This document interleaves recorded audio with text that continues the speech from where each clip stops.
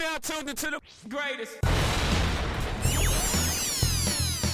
Run with Manny Wilson podcast. The Run with Manny Wilson podcast. The best sports podcast there is. Yes, sir. What's up, everybody? Welcome back to The Run with me, Manny Wilson, all the way from Detroit to Chicago to your speakers and headphones. I appreciate you tuning in to the first interactive sports podcast, a community that makes sure your voice is heard. So if you hear something you agree with, you disagree with, you like, you dislike, go ahead, shoot me a call, 219-413-9405. And of course, we will play your take back on our next episode. Now, the talk of the night has been Caitlin Clark, Iowa versus LSU. It was a great game, and I actually postponed the episode. I might announce it on the Instagram, but I postponed the episode because I wanted to watch the game before I made the episode. And I had some good stuff, which I'll still touch on. MLB, some opening day stuff, and really opening week stuff. My Cubs got the win. I'll take it anytime. But anyway, going back to LSU and Iowa, which is, the talk of the town right now. LSU, they ended up losing the game 94-87, and it was a great game.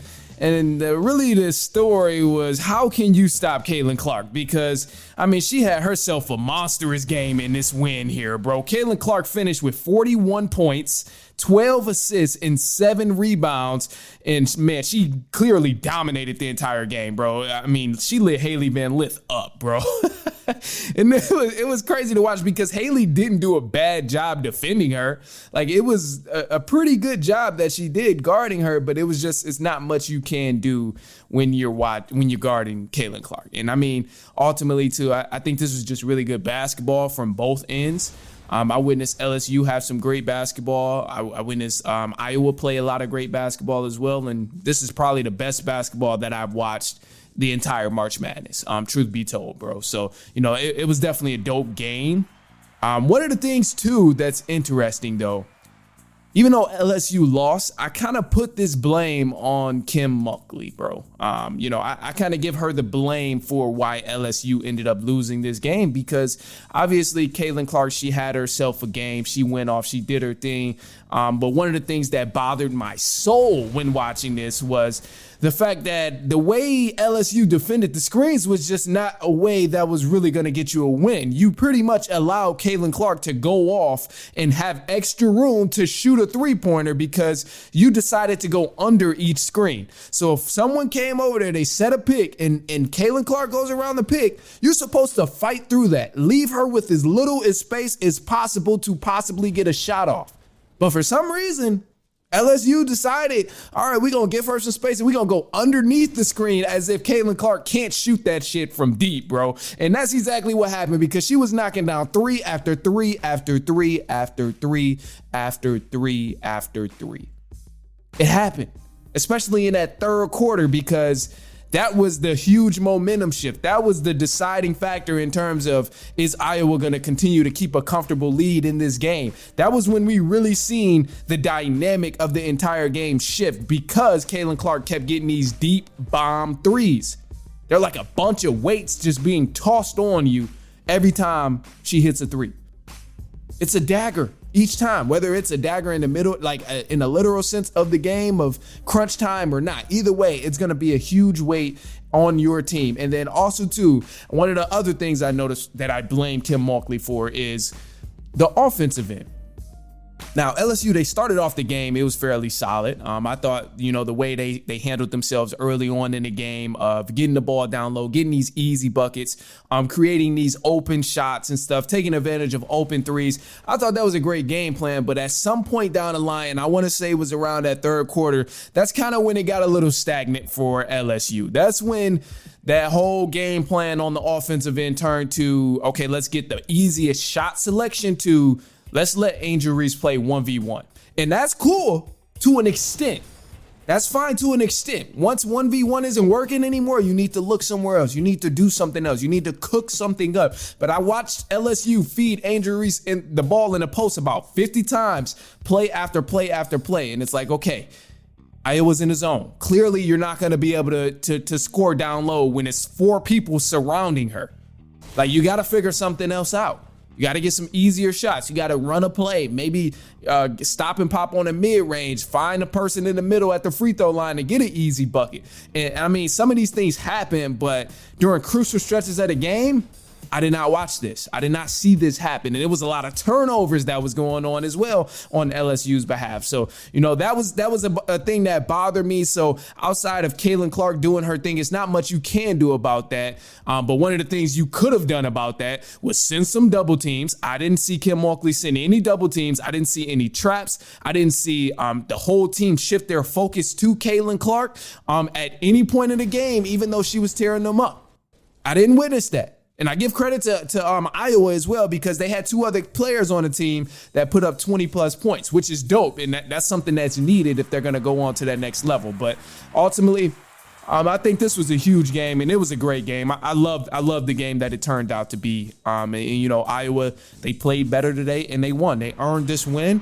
I wanted LSU to win personally, but that was just, my personal opinion and me wanting LSU to win this ball game, and I had a good reason for it. So one of the reasons too, I'll jump into this just for a quick second too, man. One of the reasons why I wanted LSU to win was because I don't know if you checked out that LA Times article. It was kind of crazy. It was a little devious, to be honest. So this past weekend, we watched LSU. They played UCLA, and LSU won 78-69.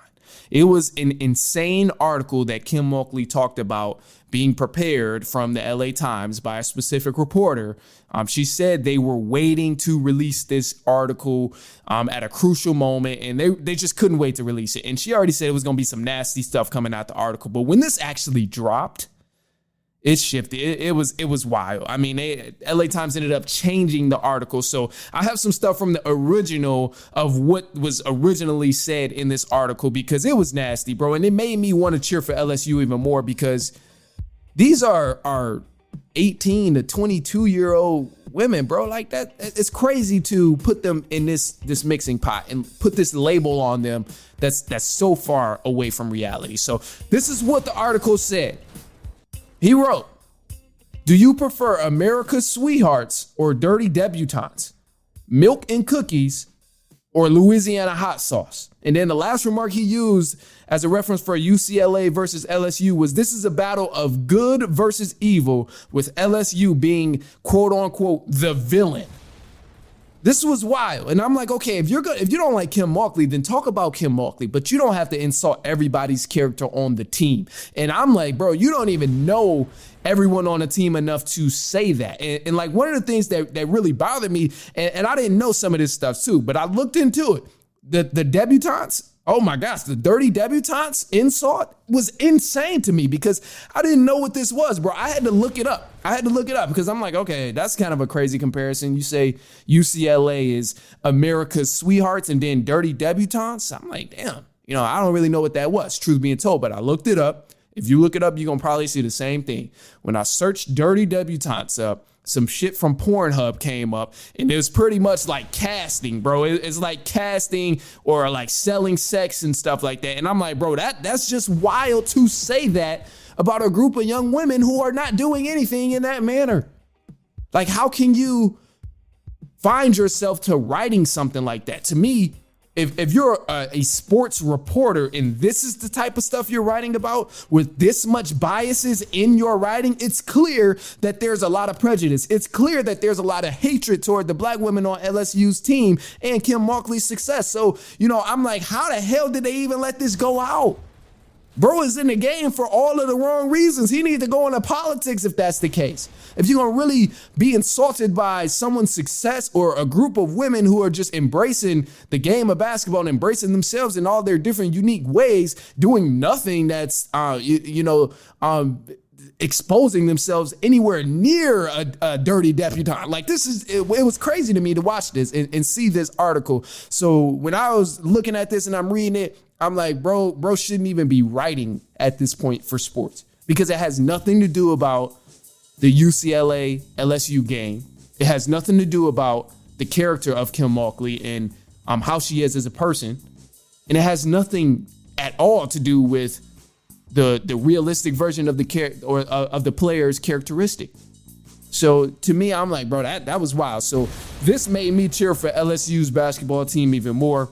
I wanted them to win against Iowa just to kind of, throw the slap in your face, like how they ended up winning anyway. But you know what? They didn't get it done. And they had a great season. Kudos to them. They've been dealing with stuff like this all season. The shady reporters, the shady he said, she said, the shady rumors, all of that stuff. So I'm glad that they were able to, at least have a good season, make the game competitive and stuff like that. And the better team ended up winning. Iowa did deserve to win. So, hey, that was the way it was supposed to be. But as far as the women's tournament, bro, a lot of stuff is still going on. NC State, they'll be playing South Carolina. And the winner of LSU and Iowa, which was Iowa, they'll be going on to play USC and UConn. I tried to wait it out through this UConn and USC game, and it's tied right now in the fourth quarter with 7 minutes left. It's been a good game, but UConn, bro, they're a solid team. They're a solid team, but I think USC has the better group of individual talent, if that makes sense. So, we're gonna see how this game finish out, but I wanted to get this up because, bro, it's getting late, and my energy was only gonna be so good for so much longer. But look, man, I got a side note here, and then we'll take a quick break. My side note, bro, the Chicago Cubs, they got to win opening day. We love to see it. The Cubs, they beat the Rockies 5-0, and we seen Shota Imanaga. We seen Shota? I think that's how it is. I heard this guy too much, but bro, he balled out. Shota Imanaga, he had a monster day pitching the ball today with the Cubs, bro. I mean, he pitched 6 innings and damn near pitched a no hitter all the way up into the 6th inning, but he had 2 hits only, 0 runs, 0 walks, and 9 strikeouts. And I think it's safe to say the Cubs might have him one. They might have got that guy in Imanaga, bro, or Imanaga. And they might have got that guy, bro. And I think the Cubs, it started off kind of rough in the beginning of the season because a lot of people had a mutual understanding of the Cubs are not necessarily a guaranteed playoff team this season, but they can possibly make it there if anything happens. We may be okay to get there. We have a good season. We go on a good roll, but I mean, hey, we might have that guy that can really get us over the hump. So, I think it really gives us a new excitement to the game, and it gives us a lot of hope. So with that being said, bro, I think the Cubs, hey, I'm excited for the season now. I'm excited for the season now. The first opening week was kind of rough against the Rangers playing the defending champs, but I'm kind of excited for the season now to see what Imanaga does, bro, because hey, Imanaga, he's a baller. And I hope I'm saying his name right. Imanaga. Yeah, I'm pretty sure I'm saying it right. Either way it goes, you know who I'm talking about because he dominated at the Cubs opening day. So 9 strikeouts, pitched 6 innings, damn near had a no-hitter all the way up into the 6th inning. So, hey, you love that. You love to see it if you're a Cubs fan. Now, look, man, we got some news coming up in just a second, but if you heard anything you agree with, you disagree with, you like or dislike, go ahead, shoot me a call, 219-413-9405. And of course, we're going to play your take back on our next episode. I would love to hear from you. Other than that, we got some news for the run, some stuff about the NCAA tournament coming up, my Detroit Tigers, and also the Yankees. They're in the news too, making some history, or history in the making. Who knows? But anyway, look, we'll be right back. It's halftime.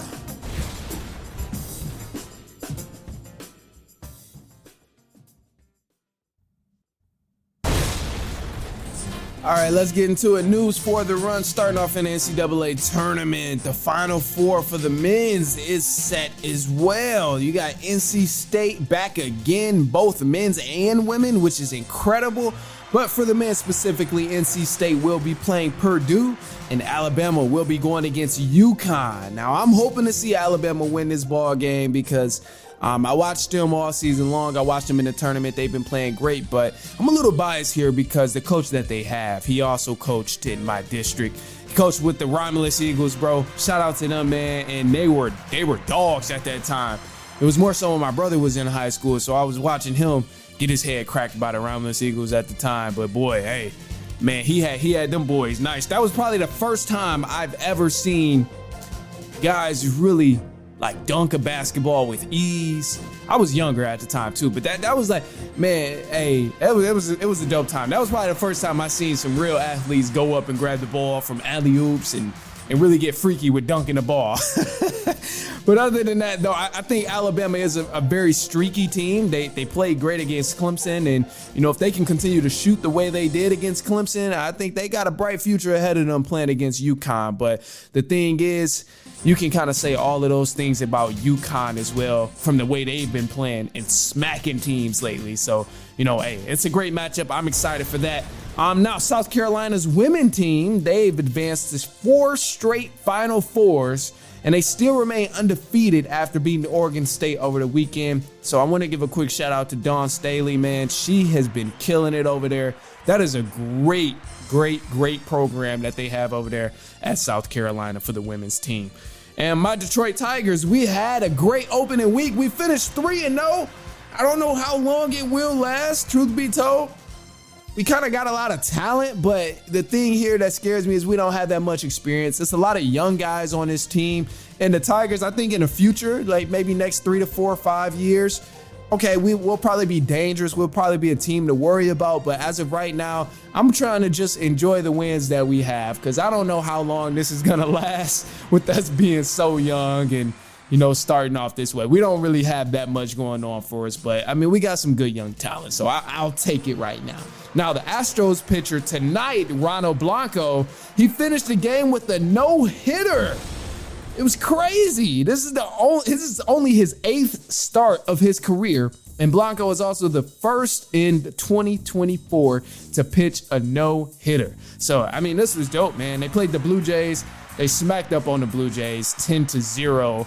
But this is a huge win for the Astros, bouncing back after what happened when they played the Yankees. And then you already know, man, the Yankees, along with a few others, they're off to a hot start. The Yankees, they're off to a 4-0 start for the first time since 2003. And even though they're not alone, what I've seen from the Yankees playing the Astros in that opening week series, it was a clean sweep. I watched pure dominance from the New York Yankees, bro. They looked the most dominant during opening week. And I say this because they pulled off 3 comeback win victories against a solid team in the Astros. It's not like the Astros are a garbage team. It's not like they're the Rockies or somebody where, it's expected for them to come back to win. But, I mean, they played pretty good. And Astros, they held their own for the most part as well. But one of the things here that really solidified the dominance was the duo of Soto and Cabrera. Now, Juan Soto, he mainly balled out, and he was mainly the one that was carrying everything because bro batted 9 for 17 this series. He had 4 RBIs. He had 9 hits, and they looked great without their Cy Young winner, Garrett Cole. So I'm looking at all of this stuff and I'm like, damn, bro, Aaron Judge wasn't really rolling in like mid-season form or anything. But when he does, this Yankees team is going to be pretty dangerous. And, I know I look at the Astros side of it too, because, it's early on in the season. I don't want to get too crazy about what's going on and this team is gonna go all the way. It's very early on, so I'm trying to give a lot of leeway, and I don't want to give the Yankees too much credit for taking care of business as they should have in opening week. I mean, hey, it's a tough game, but anytime a team gives you multiple chances to come back and win, you should take advantage of that. I think it's safe to say and reasonable to say that the Astros didn't play their best baseball against the Yankees in that opening week series. They were very sloppy. It was a lot of walks. Like, they gave up runs. It just wasn't their best baseball that you're expecting. It wasn't what we seeing against the Blue Jays of a perfect no-hitter, great defense, being solid all the way around and fixing up mistakes. They were very sloppy. And, I mean, it came back to haunt them because clearly the Yankees ended up sweeping them. And I don't think it's anything to over-exaggerate, but, having some fun about it. Why not over-exaggerate it? I mean, hey, the Yankees going all the way this year. Like, why not over-exaggerate it? But no, truthfully, man, I think it was just a great ball game, a great series between the two. Anytime you can win a rivalry or a simmering rivalry like this, a rivalry that's on the rise, between the Yankees and the Astros, I think is huge. And for Yankees to solidify it this way in terms of sweeping them in a clean sweep, starting off 4-0, beating his team 4 times straight, and then coming back to win multiple times too, I think that says a lot. And that's something you should be happy about if you're the Yankees, because it is a tough thing to do. If I'm the Astros, I don't look too much on this. I wouldn't dwell on this because obviously it's the beginning of the season. Who cares? But, anything can happen. A lot of times teams, they'll start off really, really hot and then, nothing happens in the playoffs or they don't even make the playoffs. I mean, this is the MLB. We know how long the MLB season is. So I'm going to just leave it at that. But anyway, look, man, that's all we got for y'all today. I appreciate you for kicking it with me. Of course, I got to leave you with one last side note here. It's the last note, just on a positive message. And then right now I'm looking at this UConn and USC game. UConn is up 70-64. It's 3 minutes left. Man, this is a crazy, crazy game. And I hate recording sometimes while the game is on because I really do want to finish. But I'm going to leave you with this, man. You win some, you lose some. But, hey, as long as you get up and try again, is it really a loss? If you learn something, is it really a loss? You take what you've gained from your experience and you add it on to the future. I mean, make it a win next time. If you go try something and it doesn't turn out the way you want it, sit back, evaluate, look at what you could have done differently, and then attack it again. Try again. You win. You live to fight another day. So take what you want with that advice. I ain't saying it's grade 8 advice, but I think it is something, you gotta keep going. Sometimes you gotta reevaluate and figure out what the hell you did wrong. But as long as you come back strong, then it's not really a loss because it's all about perspective. Sometimes when you get far and you think it's a failure, it's really not. It's really not. It's just all about perspective, because if you've never been to that stage before, that's actually you moving forward. It's actually you moving forward if you ain't never been to that stage before. So when you get back to that stage, you got that same experience of, okay, I'm not going to do this because last time I did this, it didn't turn out so well. So now I'm going to try it this way. So yeah, I say, hey, that's some solid. I'll take it. Yeah, do what you want with that advice, man. Anyway, look, share this to a cousin, a brother, an aunt, an uncle, a niece, a nephew, a coworker, a friend, and follow us on Instagram at The Run Podcast and everywhere else at The Run Podcast. You can follow my personal as well at I am Manny Wilson. I'm about to watch the rest of this UConn and USC game. Juju Watkins, she been hooping. I don't know how many points and stuff she got, but in terms of what I seen, she was hooping. But don't call me on that right now because I haven't finished watching the game and I've been recording. But anyway, I'm out of here, man. I'll see y'all later on this week, and so on and so on and so on.